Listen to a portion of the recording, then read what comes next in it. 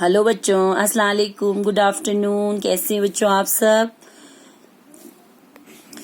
तो बच्चों, हम आपका अंकुश हिंदी पाठमाला भाग सेकंड यानी कि क्लास सेकंड की बुक पढ़ रहे हैं और हम कर रहे हैं आपका रिवीजन। तो हमने कल जो है सेकंड मछली और मेंढक के बारे में हमने पढ़ा था कि एक तालाब में जो है एक मछली रहती है, बड़ी प्यारी सी गोल मटोल और बड़ी खूबसूरत सी। हर टाइम वो जो है पानी में खेलती है, कभी इधर कभी उधर तैरती रहती है। उसी तालाब में किनारे पर एक मेंढक रहता था। वो भी हर टाइम उछलता कूदता रहता था, कभी पानी में तो कभी पानी के बाहर। मेंढक का जब मन होता था वो तालाब में आ जाता और मछली के साथ खेलता।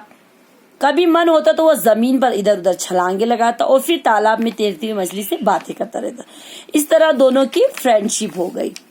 एक दिन मछली ने मेंढक से कहा कि भाई, तुम जमीन पर उछलते कूदते रहते हो, तुम्हें देखकर मेरा भी मन करता है कि मैं भी जमीन पर जाऊं और तुम्हारी तरह उछलती कूदती रहूं। सारा दिन जो है पानी में रह के मैं बोर हो जाती। मेंढक ने मछली को समझाया कि तुम जो हो बिना पानी के नहीं रह सकती हो। जल और मैं जो हूँ वो तो जल में भी रह सकता हूँ यानी पानी में, वो थल यानी कि जमीन पर भी रह सकता हूँ। तुम कभी भूल कर भी जो है जमीन पर आने की कोशिश मत करना। मेंढक ने समझाया, लेकिन मछली नहीं मानी और वो सोचने लगी कि मेंढक जो है वो झूठ बोल रहा है। उसमें और मुझ में क्या अंतर है, क्या फर्क है, भला मैं जमीन पर क्यों नहीं जा सकती। बस फिर क्या था, मछली ने एक लंबी सी छलांग लगाई और पानी के बाहर। जैसे ही पानी के बाहर वो आई, उसे सांस लेने में परेशानी हुई, उसका दम घुटने लगा, उसको सांस लेने में तकलीफ होने लगी, वो हाथ तड़पने लगी। तभी अचानक मेंढक की नजर उस पर पड़ती है और मेंढक फटाफट से आता है और मछली को जो है पानी में धकेल देता है। जैसे ही मछली पानी में जाती है, उसको जान में जाने यानी कि मरते मरते वो बच जाती है। तभी मछली को जो है ये बात समझ में आ गई कि सारे जंतु प्राणी जो है एक समान नहीं होते। मछली का तो सब पानी ही सब कुछ हो, बिना पानी के जिंदा नहीं रह सकती।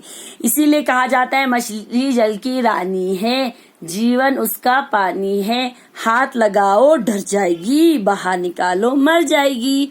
तो ये बच्चों, ये सब हमने शब्दार्थ भी हमने आपको समझाया, क्वेश्चन आंसर भी समझाया। आज हम पेज नंबर 70 ये आपको समझाएंगे किसने कहा, किससे कहा लिखिए। ये आपको बुक में मैंने पहले भी भराया है। अगर फिर भी आप लोगों ने किसी ने नहीं भरा है तो प्लीज आप यहाँ से देख के भर लीजिए। का मन करता है कि मैं भी तुम्हारी तरह जमीन पर उछलूं कूदूं। ये बात किसने कही थी? ये बात मछली ने कही थी। किससे कही थी बच्चों? मेंढक से। तो मन करता है कि मैं भी तुम्हारी तरह जमीन पर उछलूं कूदूं, ये मछली ने कहा था मेंढक से।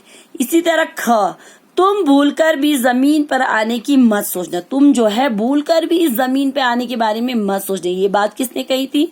ये बात बच्चों मेंढक ने कही थी मछली से कि तुम जो हो भूलकर भी जमीन पे आने की कोशिश मत करना।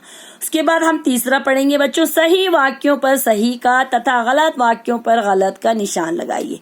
जो सही है उस पे सही का निशान लगाइए, जो गलत है उस पे गलत का निशान लगाइए। तो स्टार्ट करते हैं हम क से। मेंढक और मछली अच्छे मित्र बन गए थे। जो मेंढक और मछली थे वो क्या आपस में अच्छे दोस्त बन गए थे? तो ये बिल्कुल सही है, वो दोनों आपस में बहुत अच्छे दोस्त बन गए थे।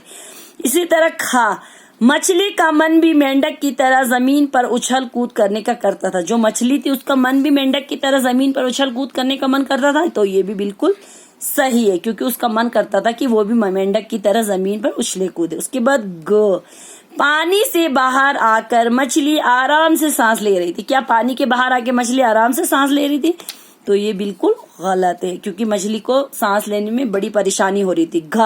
मेंढक ने मछली को वापस पानी में धकेला। जो मेंढक है उसने क्या मछली को वापस पानी में धकेला। तो ये बिल्कुल सही है। तो ये सही, पहला सही, दूसरा सही, तीसरा गलत, चौथा सही। उसके बाद बच्चों हम भाषा ज्ञान करेंगे। नंबर 1 यहाँ पे कौन क्या कहलाता है बताइए। कौन क्या कहलाता है ये बताइए। तो यहाँ पे जल में रहने वाले प्राणी, जो पानी के अंदर रहते हैं उन्हें क्या कहते हैं बच्चों? हम जलचर। उसी तरह थल पर रहने वाले प्राणी को, जो जमीन पर उसे कहते हैं हम थलचर। उसके बाद नभ में रहने वाले प्राणी, नभ में रहने वाले प्राणी को कहते हैं बच्चों नभचर। जो नभ में रहते हैं, नभ यानी कि आसमान में रहने वालों को। उसके बाद जल और थल दोनों में रहने वाले प्राणी, जो पानी में भी रहते हैं और पानी के बाहर जमीन पर भी रहते हैं, उन्हें क्या कहते हैं बच्चों? उभयचर।